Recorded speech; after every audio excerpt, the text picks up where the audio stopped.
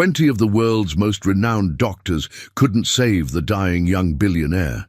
But then, a 7-year-old flower girl selling roses outside the hospital noticed something they all missed, and what she discovered shocked everyone in the room. Before we dive into the story, drop a comment below and tell us where you're watching from. Enjoy the story. The monitors screamed their electronic warnings as Robert Harrison's vital signs plummeted for the 4th time in 6 hours. At 35, the tech billionaire who had revolutionized artificial intelligence was now fighting a battle that no amount of money could win. His breathing was shallow, labored, and getting worse by the minute. "His oxygen levels are critical again, Dr. Patterson," Nurse Foster announced, her voice tight with concern. "Blood pressure dropping fast." Dr. James Patterson, Chief of Internal Medicine at Manhattan General, wiped sweat from his forehead. In 30 years of practice, he'd never encountered anything like this. 20 of the world's most renowned specialists had flown in from Johns Hopkins, Mayo Clinic, and Harvard Medical. Cardiologists, neurologists, toxicologists. They'd run every test imaginable, tried every treatment protocol, and still Robert Harrison was slipping away. The MRI shows no brain trauma. The blood work is clean, except for the dropping oxygen saturation, Dr. Sarah Williams from Johns Hopkins muttered, flipping through the thick medical chart. "It's like his body is slowly shutting down for no apparent reason." Outside the intensive care unit's glass walls, the hospital corridors buzzed with unusual activity. Security guards kept reporters at bay, while Robert's legal team huddled in hushed conversations. The Harrison Tech stock price had plummeted 20% since news of his condition leaked 3 days ago. In the corner of the hallway, almost invisible among the chaos, 7-year-old Lucy Martinez sat quietly on a waiting room chair, swinging her legs. Her mother Maria had been working double shifts, cleaning the ICU floors and emptying trash bins, trying to stay close to the unfolding drama. Lucy clutched a worn teddy bear and watched the parade of important-looking doctors with wide, observant eyes. "Mommy, why are all those doctors looking so worried?" Lucy whispered in her soft voice, tugging at her mother's uniform sleeve. Maria Martinez knelt down beside her daughter, smoothing Lucy's dark hair. "They're trying very hard to help that sick man, Mija. Sometimes even the smartest doctors need time to figure things out." But Lucy's attention had shifted. Through the glass partition, she could see Robert Harrison lying motionless on the hospital bed, connected to multiple machines. Something about the scene made her small hands tremble, and memories she'd tried to forget came rushing back. The way his chest rose and fell with difficulty, the pale grey colour of his skin, the strange, sweet smell that seemed to linger in the air around the room. Lucy had seen all of this before, 8 months ago, when her father had lain in a similar bed in the charity ward downstairs. And just like now, all the doctors had been puzzled, running tests, scratching their heads, while her father slowly faded away. Lucy's grip tightened on her teddy bear as a terrifying realization began to form in her young mind. She remembered something the doctors had missed about her father, something crucial that she'd tried to tell them, but nobody had listened to a little girl. As another alarm began blaring from Robert Harrison's room, Lucy stood up from her chair with determination burning in her dark eyes. She knew exactly what was happening to the billionaire, and this time she wasn't going to let anyone ignore her. Lucy took a deep breath and walked toward the nurse's station, her small sneakers squeaking against the polished floor. The head nurse, Mrs. Thompson, was frantically coordinating with the medical team when Lucy tugged at her white coat. "Excuse me, Mrs. Thompson," Lucy said politely, her voice barely audible above the chaos. "I need to tell the doctor something really important about Mr. Harrison." Mrs. Thompson barely glanced down, her fingers flying across her computer keyboard as she updated patient charts. Sweetie, not now. The doctors are very busy trying to help the sick man. Why don't you go sit with your mother and maybe draw some pictures? Daddy, but I know what's wrong with him, Lucy insisted, her voice growing more urgent. She stepped closer to the nurse's station, standing on her tiptoes to be seen better. My daddy had the same thing, and the doctors couldn't figure it out either, but I remember Lucy Martinez. Her mother's voice cut through the corridor like a whip.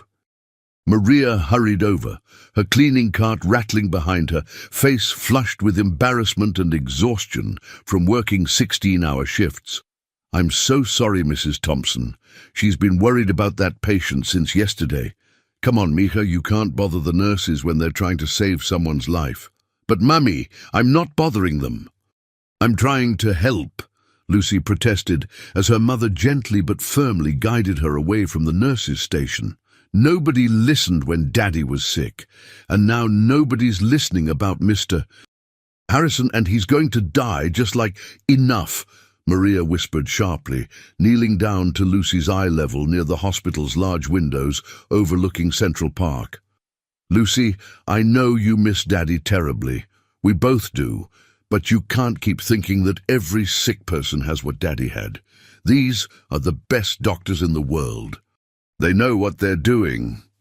Through the glass partition, Lucy watched helplessly as another team of specialists rushed into Robert Harrison's room. Dr. Patterson was shaking his head while consulting with a toxicologist from Boston Children's Hospital who had flown in that morning. The billionaire's legal team paced anxiously in the hallway, their expensive suits wrinkled from days of stress.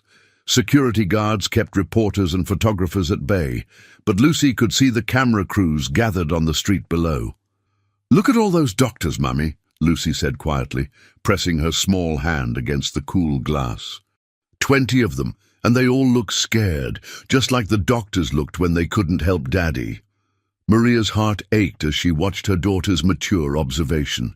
At 7 years old, Lucy had already witnessed more medical trauma than most adults. But Maria couldn't let her daughter live in the fantasy that she could solve mysteries that stumped world-renowned physicians.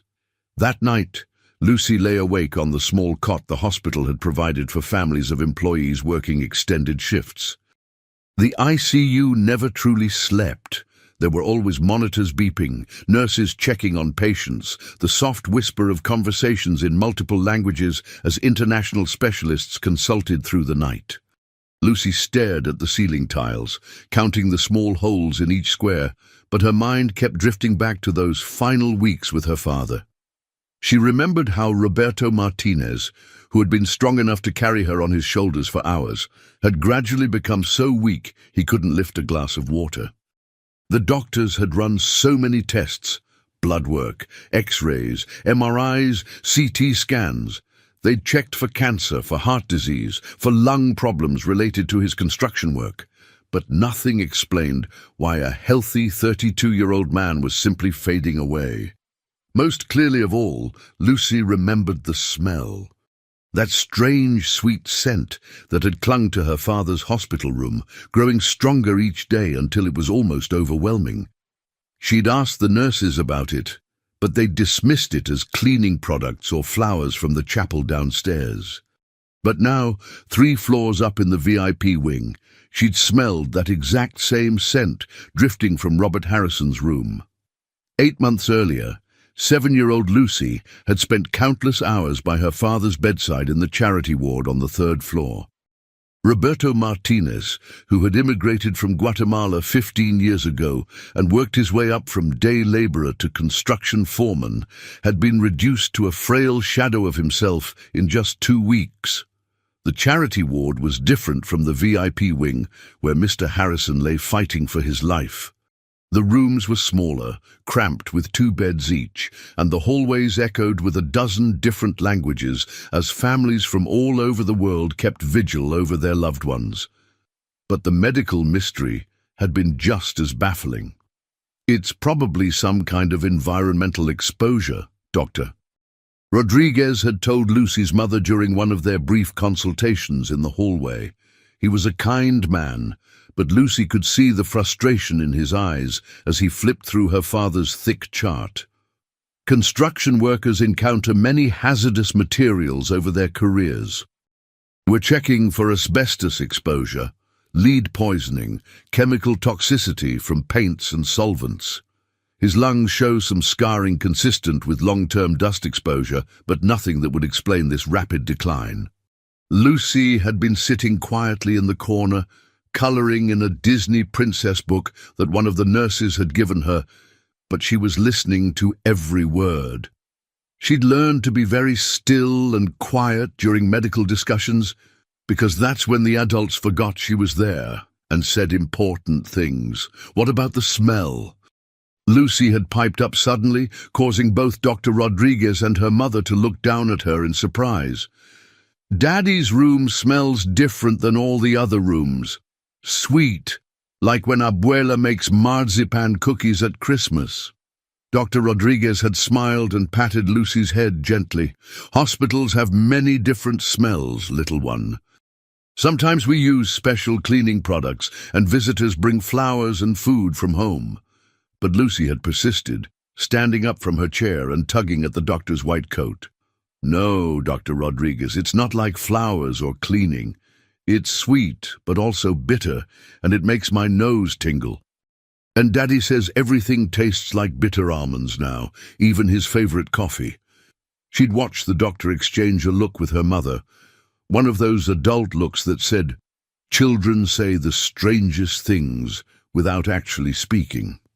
Dr. Rodriguez had made a note on his clipboard, but Lucy could tell he wasn't taking her seriously. "We'll look into everything, I promise," he'd said kindly. "Sometimes when people are very sick, their senses can play tricks on them." But Lucy knew it wasn't tricks. Every morning when she brought her father his breakfast tray, scrambled eggs and toast from the hospital cafeteria, he could barely eat more than a few bites. "Everything tastes wrong, mi niña," he'd whispered weakly, his voice already starting to fade, "like someone put bitter medicine in my food."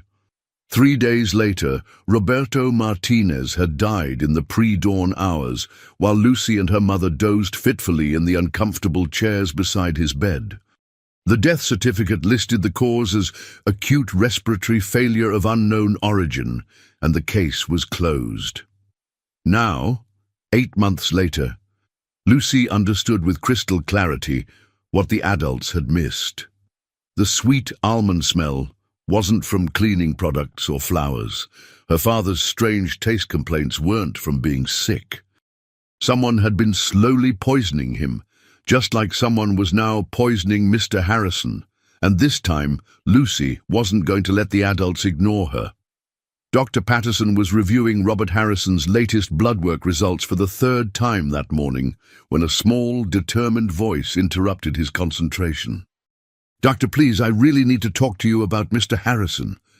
He looked down from his desk to see Lucy Martinez standing beside his chair, clutching a manila folder against her chest. Her dark eyes were filled with a determination that seemed far too mature and intense for a 7-year-old girl. She was wearing the same pink sweater she'd had on for 2 days, and her hair was pulled back in a slightly crooked ponytail that spoke of a working mother's hurried morning routine. "Little girl, I'm very busy right now," Dr. Patterson said, glancing at his watch. It was barely 7 a.m., and he'd been at the hospital for 18 straight hours. Dark circles under his eyes revealed the toll that Robert Harrison's mysterious condition was taking on the entire medical team. "Your mother should be watching you more carefully. The ICU isn't a playground." "My name is Lucy Martinez, and my mother is working the night shift cleaning the floors," she replied, with surprising composure and precision. "She doesn't know I'm here because I snuck away from the family waiting room. Mr. Harrison is going to die if you don't listen to me, just like my daddy died 8 months ago from exactly the same thing." Something in her tone, the matter-of-fact way she discussed her father's death, the adult vocabulary, the steady eye contact, made Dr. Patterson pause his review of the medical charts. He'd been working around the clock for 3 days, consulting with colleagues from around the world, and desperation was beginning to cloud his usually methodical thinking. Still, the idea of taking medical advice from a child seemed not just absurd, but potentially dangerous. "Lucy, I appreciate that you want to help Mr. Harrison, and I'm sorry about your father," Dr. Patterson said gently but firmly, turning slightly in his chair to face her properly. "But medicine is extremely complicated. The doctors treating Mr. Harrison include some of the most brilliant physicians in the world. They've trained for decades to understand how the human body works." Lucy opened the folder she'd somehow acquired, her father's complete medical file from his 2-week stay in the charity ward. Dr. Patterson's eyebrows shot up in alarm as he recognized the hospital's official documentation. "Young lady, where did you get those records? Patient files are strictly confidential, and there are serious legal consequences for—" "I had to take them because nobody believes me," Lucy interrupted, her voice growing stronger. "My daddy smelled like sweet almonds when he was sick, exactly like Mr. Harrison's room smells now. And they both started having trouble breathing the same way, and their skin turned the same grey color, and the doctors couldn't figure out what was wrong, even though they ran all the same tests." Dr. Patterson leaned forward, his medical curiosity beginning to override his concern about protocol violations. "Lucy, what exactly do you mean by sweet almonds? Can you describe this smell more specifically?" Lucy's face lit up with hope. Finally, an adult was asking her for details instead of dismissing her observations. "It's not like regular almonds, Dr. Patterson. It's sweeter but also bitter, and it gets stronger every day. In Daddy's room, by the end, it was so strong that I felt dizzy when I stayed too long. And Mr. Harrison's room smells exactly the same, but it's getting stronger just like Daddy's did." Before Dr. Patterson could respond, urgent alarms began blaring from the ICU. Robert Harrison was crashing again, and this time his blood oxygen levels were approaching critically dangerous territory. But as Dr. Patterson jumped up to rush toward the emergency, Lucy's precise description echoed in his mind. Sweet but bitter almonds, a progressively stronger odor, unexplained respiratory distress. Somewhere in the back of his memory, a half-forgotten toxicology lecture from medical school began to surface. The smell of bitter almonds was pathognomonic, a telltale sign of one specific type of poisoning that was notoriously difficult to detect in standard blood tests. "Doctor." Patterson burst into Robert Harrison's room just as the billionaire's heart rate spiked to a dangerous 140 beats per minute. The medical team was working frantically. Dr. Williams was adjusting his oxygen mask, while Dr. Chen from Stanford Medical checked his pupils with a penlight. 2 nurses monitored multiple IV lines, and a respiratory therapist was preparing to increase the ventilator settings. "His neurological responses are deteriorating rapidly," Dr. Chen reported grimly, his voice tight with professional concern. "Pupil response is sluggish, reflexes are diminished, and his color is getting worse despite maximum oxygen therapy. It's like his entire system is shutting down systematically, but we can't identify the underlying cause." The room hummed with the sound of sophisticated medical equipment, ventilators, heart monitors, blood pressure cuffs automatically cycling every few minutes. Robert Harrison lay motionless on the hospital bed, his normally tanned skin now an alarming shade of grey-blue that suggested his body was struggling to process oxygen despite all their interventions. As Dr. Patterson joined the team, that distinctive sweet almond scent hit him immediately, stronger than ever before, almost overwhelming in the closed environment of the ICU room. Lucy's words rang in his ears with sudden, terrifying clarity, and a medical school memory crystallized with perfect, horrible precision. "I need everyone to step back for a moment," he announced suddenly, his voice carrying an authority that made the entire team pause their frantic activities. "James, what are you doing? "We're losing him," Dr. Williams protested, not moving away from the ventilator controls. "His oxygen saturation is dropping, despite maximum support. If we don't intubate him in the next few minutes—" "The almond scent," Dr. Patterson interrupted urgently, looking around the room at his colleagues. "Has anyone else noticed how strong it's gotten? It's not coming from cleaning products or flowers." The team exchanged confused glances, their hands still poised over various medical devices. "Doctor." Chen nodded slowly, his expression shifting from confusion to growing concern. "Yes, I mentioned it to the nurses yesterday. I thought it might be some kind of new air freshener the hospital was using, but it's been getting progressively stronger each day. Almost nauseating now." "Doctor." Patterson's heart began racing as pieces of a deadly puzzle started falling into place with horrifying clarity. "I need an emergency cyanide blood test ordered stat. And I mean immediately, not the standard toxicology panel we've been running, but a specific hydrogen cyanide level." "Cyanide, Doctor?" Williams looked stunned, her hand freezing on the oxygen controls. "James, we've run comprehensive toxicology panels every day. Multiple panels. There's been no indication of any kind of poisoning, and certainly nothing suggesting cyanide exposure. Standard tox screens often miss cyanide, especially if it's being administered in small, repeated doses over several days," Dr. Patterson explained rapidly, his medical training taking over. "The sweet almond odor is pathognomonic for hydrogen cyanide poisoning.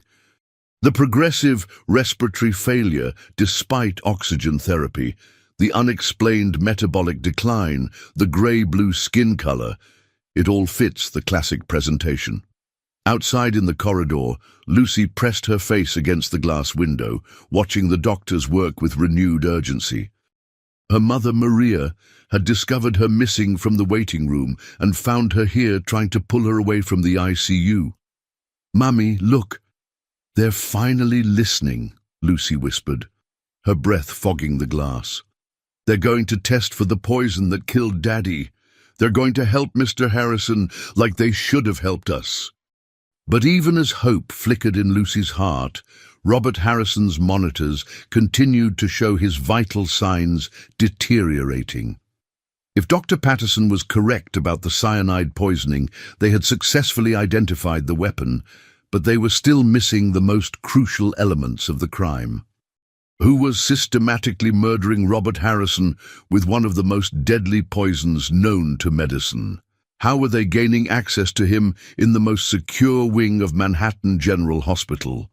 And most terrifyingly of all, were they planning to strike again before the antidote could save his life? The emergency cyanide blood test results arrived 47 agonizing minutes later, and Dr. Patterson's worst medical fears were confirmed in stark, undeniable numbers. Robert Harrison's blood showed dangerously elevated levels of hydrogen cyanide, not from a single massive dose that would have killed him immediately, but from careful, systematic poisoning administered over several days to create the illusion of a mysterious progressive illness. "This is attempted murder, Doctor," Patterson announced grimly to the assembled medical team, holding up the lab results with hands that trembled slightly from exhaustion and shock. "Someone has been deliberately administering calculated amounts of cyanide, probably through his food or medication, timing the doses to mimic a natural decline that would baffle medical professionals." Dr. Williams stared at the test results in complete disbelief, reading the numbers twice to make sure she understood correctly. "But how is that possible? He's been under constant medical supervision for 3 days. Every medication is tracked and verified by multiple nurses. Every meal comes directly from the hospital kitchen and is delivered by trusted staff. Every visitor has been logged and monitored by security." The implications were staggering and terrifying. Someone with intimate access to Manhattan General Hospital's most secure wing was attempting to commit the perfect murder, using one of the most difficult-to-detect poisons while surrounded by some of the world's best medical minds. As the medical team immediately began emergency cyanide treatment protocols, high-flow oxygen, intravenous sodium thiosulfate as an antidote, and supportive care to protect his organs, Lucy sat in the corridor with tears streaming down her face. Through the glass partition, she watched the controlled chaos of doctors and nurses working to save a life that she had helped identify was in danger. "My daddy could have lived," she whispered to herself, her small hands clenched into fists. "If they had just listened to me, if they had tested for this poison, Daddy would still be here. He would still be taking me to the park on Sundays and helping me with my homework and reading me bedtime stories." Maria knelt beside her daughter, finally beginning to understand the enormous weight of grief and knowledge that Lucy had been carrying alone for 8 months. "Mia, you tried to tell them about Daddy's symptoms, didn't you? The sweet smell, the way his food tasted wrong?" Lucy nodded, her small body shaking with emotion and exhaustion from fighting to be heard by adults who saw her only as a grieving child with an overactive imagination.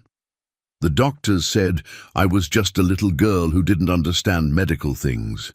They said children sometimes make up stories when they're scared. But I knew something was wrong, Mummy. I knew Daddy was being hurt by something, and I couldn't make anyone believe me." Dr. Patterson emerged from the ICU 20 minutes later and walked directly to Lucy with an expression that mixed cautious medical optimism with profound respect. For the first time in 3 days of medical crisis, there was genuine hope in his tired eyes. "Lucy," he said quietly, kneeling down to her eye level in the hospital corridor, "you saved Robert Harrison's life tonight. If you hadn't insisted on telling us about the almond smell and the connection to your father's case, Mr. Harrison would have died within hours. The cyanide levels in his blood were approaching lethal concentrations." Lucy looked up at him with eyes that held far too much wisdom and pain for her 7 years. "Will he be okay now? Will the medicine work?" He's responding well to the antidote treatment, and his vital signs are already starting to stabilize," Dr. Patterson assured her. "But Lucy, now we have a much bigger and more dangerous problem. Someone is systematically trying to murder him using a sophisticated poison, and they clearly have access to this hospital. Until we identify who is doing this and how they're administering the cyanide, Mr. Harrison is still in mortal danger." As if summoned by his ominous words, Detective Sarah Martinez, no relation to Lucy and her mother, appeared in the corridor with 2 uniformed officers. The NYPD had been called immediately when the cyanide poisoning was confirmed, and now Manhattan General Hospital had become the scene of an active, attempted murder investigation. Lucy's heart raced as she realized the full, terrifying scope of what they had uncovered. If someone was successfully poisoning Mr. Harrison in the most secure wing of one of New York's best hospitals, they would almost certainly try again. And even worse, a new and horrible possibility was forming in her mind. What if her father's mysterious illness and unexplained death hadn't been mysterious at all? What if someone had murdered Roberto Martinez 8 months ago using the exact same method, and the only witness had been a 7-year-old girl that nobody would listen to? Detective Sarah Martinez had been investigating homicides for 12 years, but she'd never encountered a case quite like this one. A 7-year-old girl had solved a poisoning that stumped 20 world-renowned doctors, and now that same child might hold the key to identifying a killer who had nearly committed the perfect crime. "Lucy, I know this is scary, but I need you to tell me everything you remember about your father's time in the hospital," Detective Martinez said gently, sitting cross-legged on the floor to be at eye level with the little girl. "Even tiny details that might not seem important." Lucy clutched her worn teddy bear tighter, glancing nervously at her mother Maria, who sat beside her in the hospital family conference room. The past few hours had been overwhelming. Watching Mr. Harrison's miraculous recovery, talking to doctors who finally took her seriously, and now answering questions from a real police detective.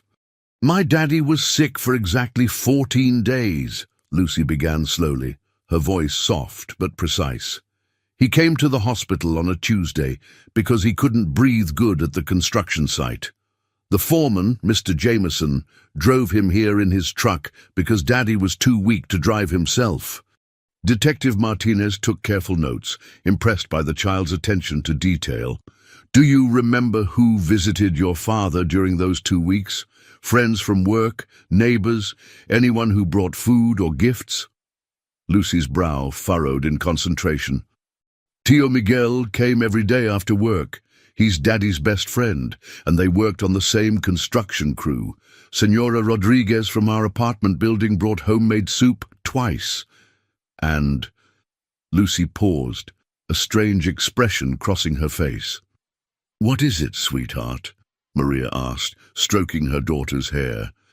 "There was a lady," Lucy said slowly, "a nurse I didn't recognize. She only came during visiting hours, never when the regular nurses were doing their rounds. She was always very nice to me, gave me candy and coloring books. But she spent a lot of time adjusting Daddy's IV bags and bringing him special drinks that she said would help him feel better."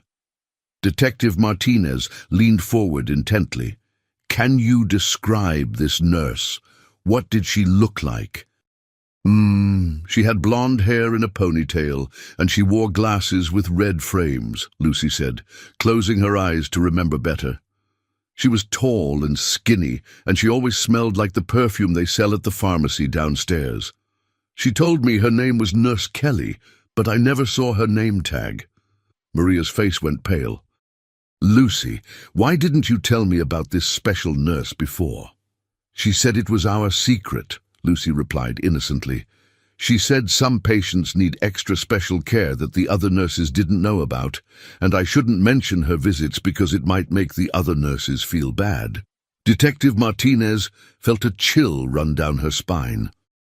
A mysterious nurse with no identification, administering unauthorized treatments while convincing a child to keep secrets.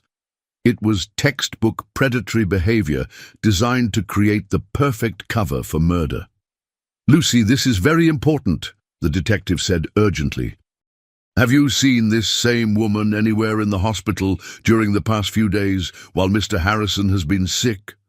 Lucy's eyes widened as a terrifying realization began to dawn.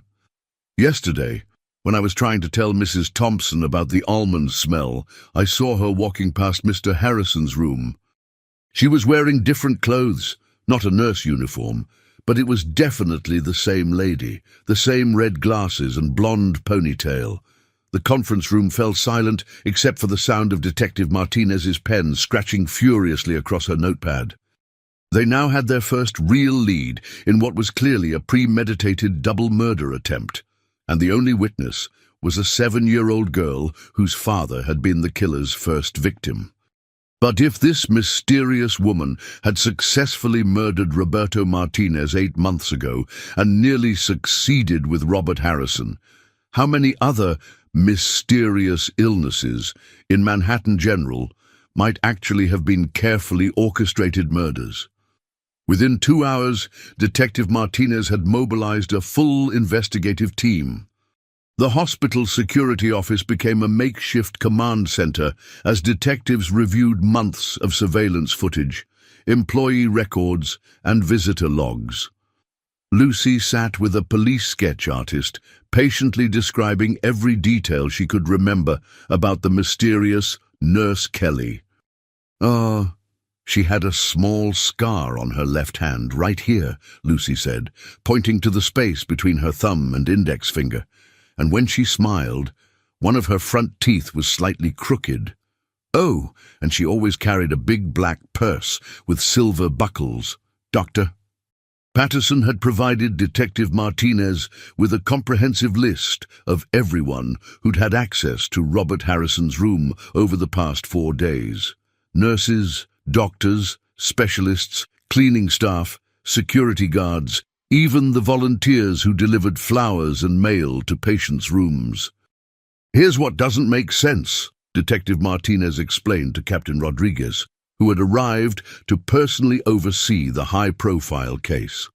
"We've accounted for every official hospital employee who entered Harrison's room. But security footage shows at least 6 instances over 3 days when someone in scrubs entered his room during shift changes. Times when the hallway cameras would record them, but the on-duty nurses were busy with other patients."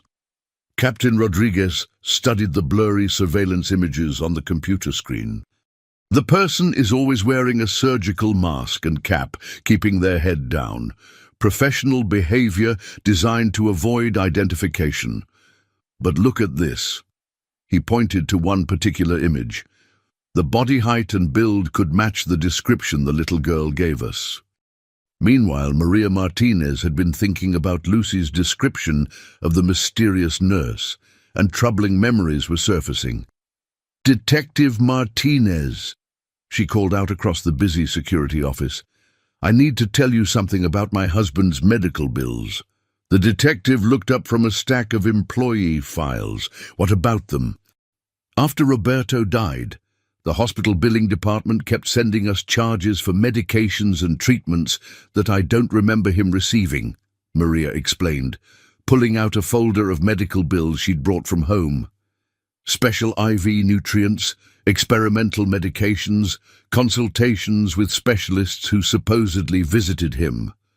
"But I was there almost every day, and I never saw most of these treatments happening."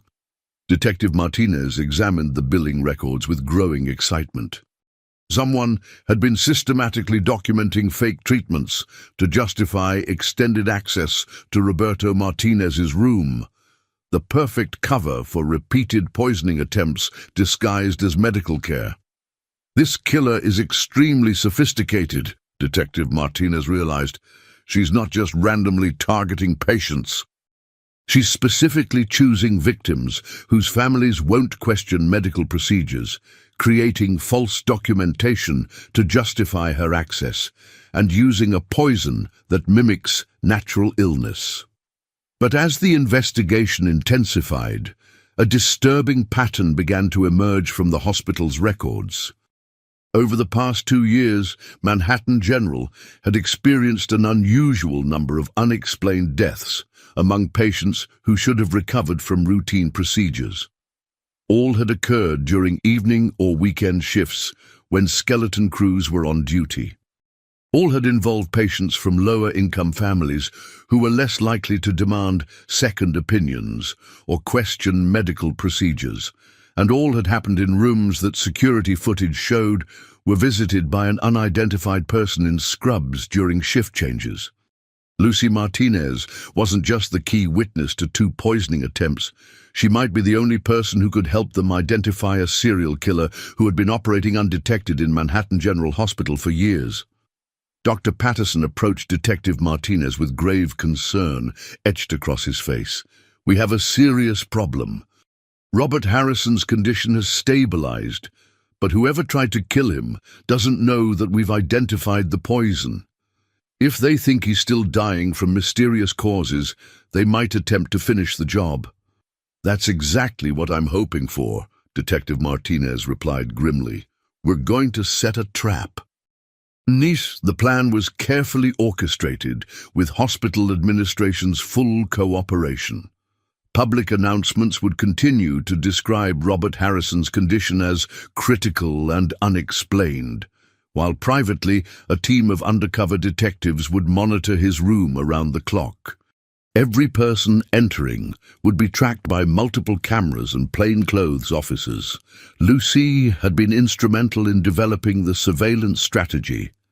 "She always came during visiting hours when families were around," Lucy explained to the detective team. She said crowds made it easier for her to blend in and do her special treatments without the regular nurses noticing. Maria Martinez had been cleared by hospital security and was now working closely with the police. "I've been thinking about other things," Lucy noticed, but didn't understand at the time, Maria told Detective Martinez. "Lucy, tell them about the smell in Daddy's room."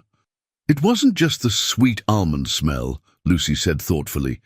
"Before that started, there was a different smell, like the medicine cabinet at home when you open it, sharp and clean, but not like the hospital's regular cleaning smell." Detective Martinez exchanged glances with the forensics expert who had joined their team. That could be the scent of the delivery method, possibly alcohol or another solvent used to dissolve the cyanide for easier administration. The trap was set for the evening shift, when the hospital traditionally had fewer staff members and more opportunities for someone to move undetected through the corridors. Undercover officers posed as family members in the waiting areas, while others dressed as hospital maintenance workers positioned themselves throughout the VIP wing. At 7:43 p.m., hospital security cameras captured a figure in scrubs and a surgical mask entering through the staff entrance near the parking garage. The person moved confidently through the corridors, nodding professionally to other medical staff, carrying a small black medical bag. Detective Martinez watched the live feed from the security office with growing anticipation. "That's our suspect. Same build, same height as the sketch description. And look," she pointed to the screen. "Red glasses frames visible even under the surgical mask." The figure approached Robert Harrison's room just as a shift change was occurring, the exact timing that would provide maximum opportunity and minimum observation from regular staff. But this time, instead of an unguarded victim, the room contained a fully conscious patient under round-the-clock police protection. As the suspect reached for the door handle to Robert Harrison's room, Detective Martinez gave the signal to her team positioned throughout the corridor. "NYPD, freeze! Put your hands where we can see them." But instead of surrendering, the figure turned and ran toward the emergency stairwell, revealing something that made Detective Martinez's blood run cold. The person wasn't just carrying a black medical bag. Strapped to their waist was a small device that looked suspiciously like an explosive. If they couldn't complete their mission to kill Robert Harrison quietly, they were apparently prepared to eliminate all the witnesses who could identify them, even if it meant destroying an entire wing of Manhattan General Hospital. The chase through Manhattan General's emergency stairwells lasted only 3 minutes, but it felt like hours to Detective Martinez as she pursued the fleeing suspect down 7 flights of concrete steps. The killer was fast and clearly familiar with the hospital's layout, but the weight of the medical bag and explosive device slowed their escape. "Stop! There's nowhere to go!" Detective Martinez shouted as backup officers sealed off all the building exits. "The hospital is surrounded!" On the ground floor landing, the suspect finally stopped running and slowly turned around. With deliberate movements, they reached up and removed the surgical mask and cap, revealing the face that Lucy Martinez had described with perfect accuracy 8 months ago.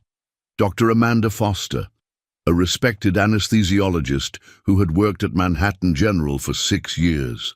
"Dr. Foster?" Detective Martinez stared in shock. She'd interviewed Amanda Foster twice during the investigation, and the woman had been cooperative, professional, even helpful in suggesting medical theories about Robert Harrison's mysterious illness. "You don't understand what you've done," Dr. Foster said calmly, her hand hovering near the device at her waist. "Robert Harrison isn't just some innocent billionaire. He's the reason my brother is dead." Detective Martinez kept her weapon trained on the doctor while speaking into her radio to update backup units. "What are you talking about, Dr. Foster?" 3 years ago, Harrison Tech developed an AI system for medical diagnostics. My brother David was one of the lead programmers. He discovered that the system had fatal flaws. It would misdiagnose critical conditions in poor patients while prioritizing treatment for wealthy ones. When David tried to blow the whistle, Robert Harrison had him fired and blacklisted from the entire tech industry. Doctor. Foster's voice grew harder, more bitter. David couldn't find work anywhere. He lost his apartment, his insurance, his hope. He died by suicide 18 months ago because Robert Harrison destroyed his life to protect his company's profits. That doesn't justify murder, Detective Martinez said firmly. And what about Roberto Martinez? What did Lucy's father ever do to you? A twisted smile crossed Dr. Foster's face. Roberto Martinez was supposed to be practice. I needed to perfect the cyanide delivery method, to understand exactly how much to use and how frequently to administer it. I chose him because he was poor, undocumented, and no one would question a construction worker dying from job-related illness. The casual cruelty of using an innocent man as a test subject for murder made Detective Martinez's stomach turn. You used a 7-year-old girl's father as your guinea pig? I never intended for the child to be so observant, Dr. Foster admitted. When she started asking questions about smells and symptoms, I realized she was more perceptive than I'd anticipated. But children's testimony isn't taken seriously in medical settings. I figured I was safe. Through her radio earpiece, Detective Martinez heard that Lucy and Maria Martinez had been safely evacuated from the hospital along with all patients from the surrounding floors. Bomb squad specialists were en route, but they needed more time. Doctor, Foster, I need you to carefully remove that device and place it on the ground, Detective Martinez said. We can work out a deal. You're clearly intelligent and had understandable motivations. Let's resolve this without anyone else getting hurt. But Dr. Foster shook her head sadly. You still don't understand. Robert Harrison isn't my only target. His company's AI systems have been installed in hospitals across the country. Hundreds of poor patients have died because of diagnostic bias built into his algorithms.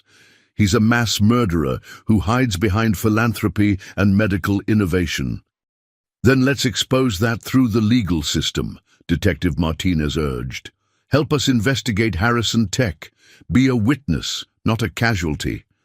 For a moment, Dr. Foster seemed to waver, her hand moving away from the explosive device. But then her expression hardened with renewed determination. The legal system failed my brother. It failed Roberto Martinez. It fails poor patients every day while protecting billionaires like Robert Harrison. Her hand moved back toward the detonator. Sometimes justice requires sacrifice.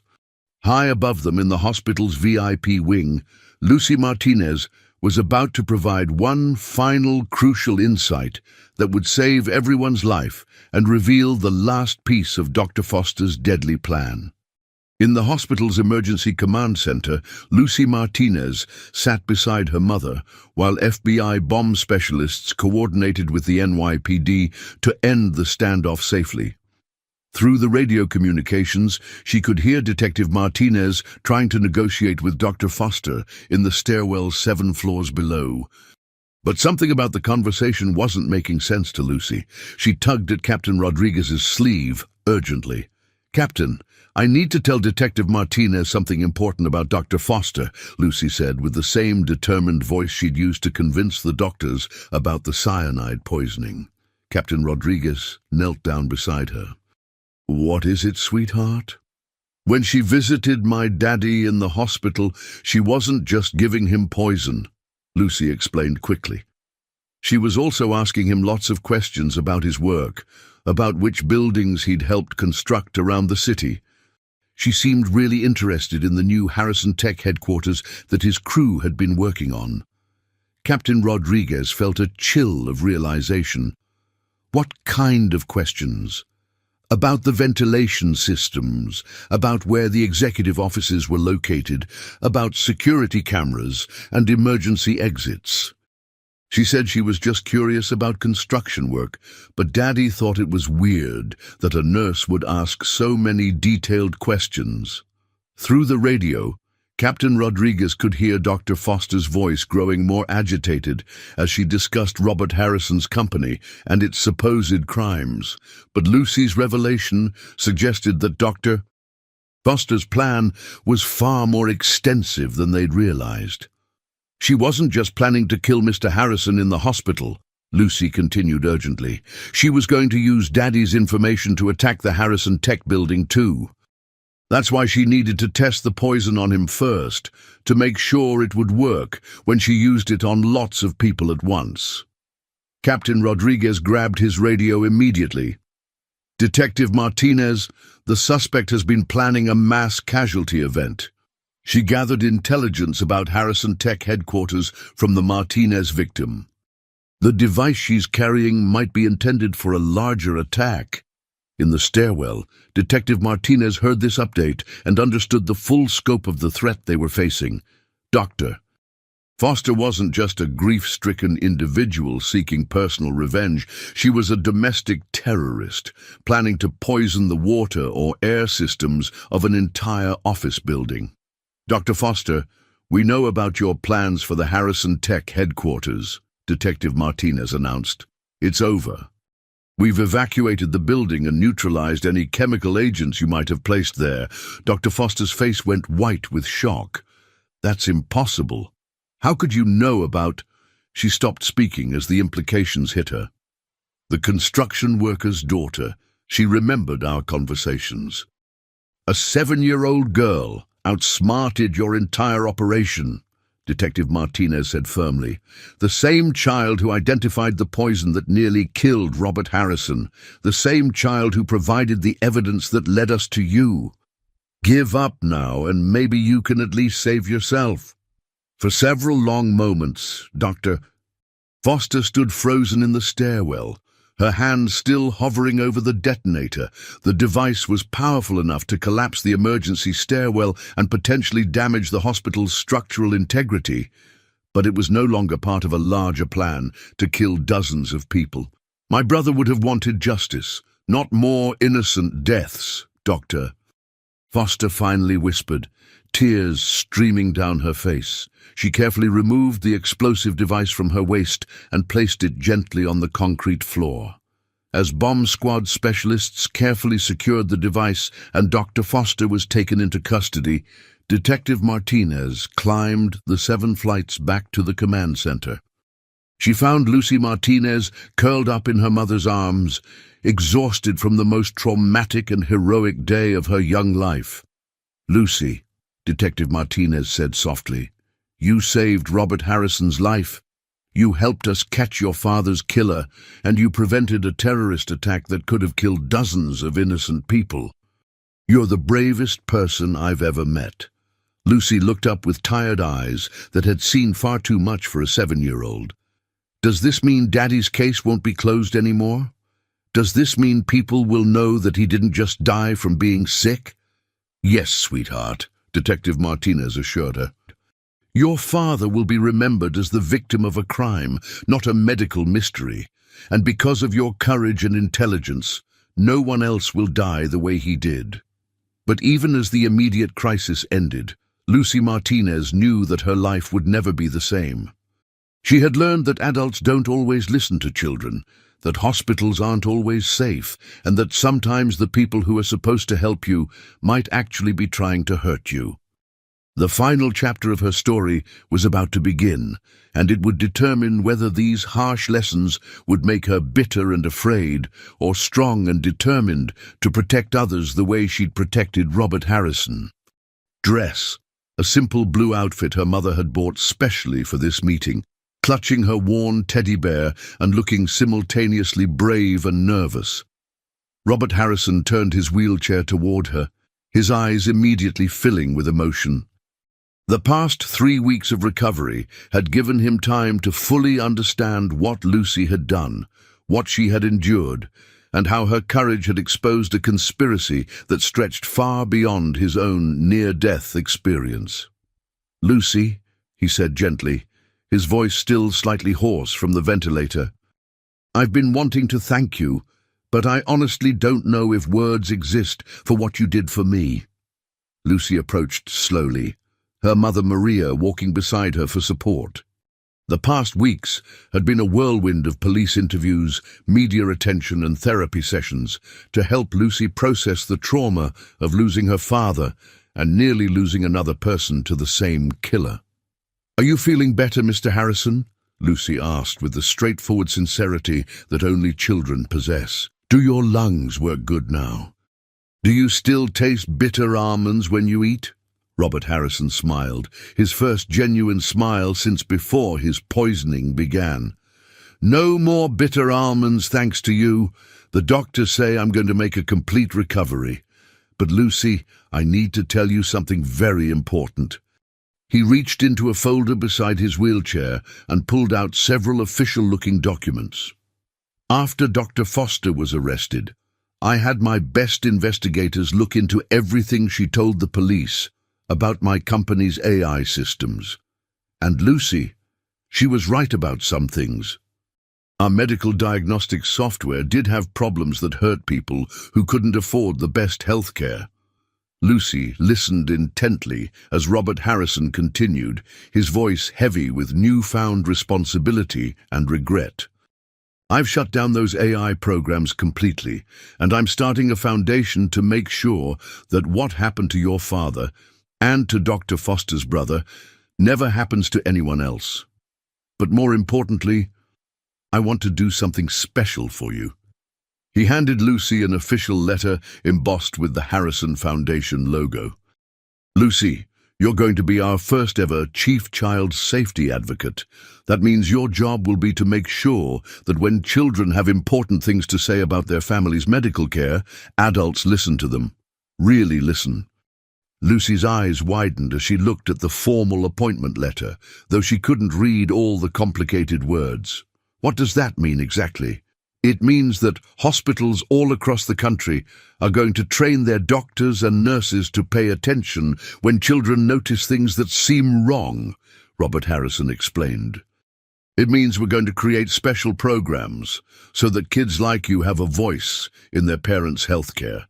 And it means that your father's death is going to help save other people's fathers and mothers and children." Maria Martinez had tears streaming down her face as she listened to Robert Harrison's plans.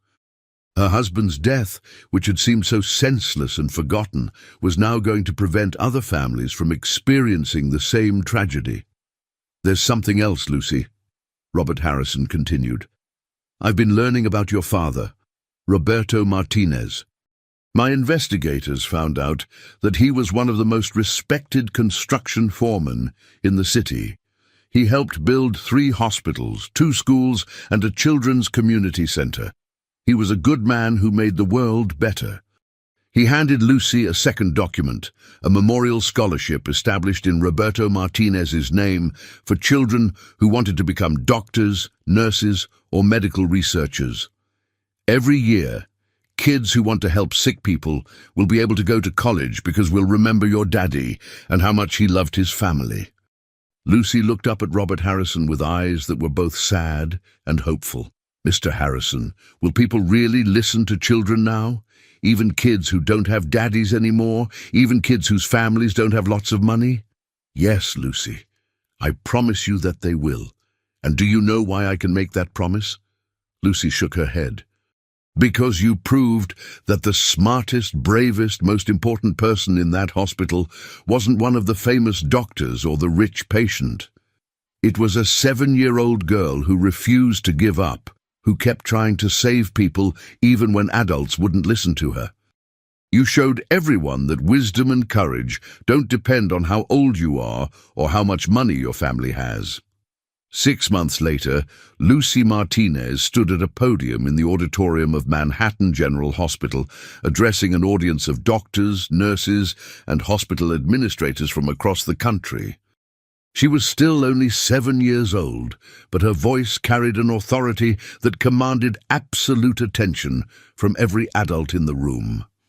"When children tell you something is wrong, please don't say we're too little to understand," Lucy said into the microphone, her words broadcast to medical conferences around the world. Sometimes we see things that grown-ups miss. Sometimes we're the only ones paying attention. In the audience, Maria Martinez watched her daughter with pride and amazement.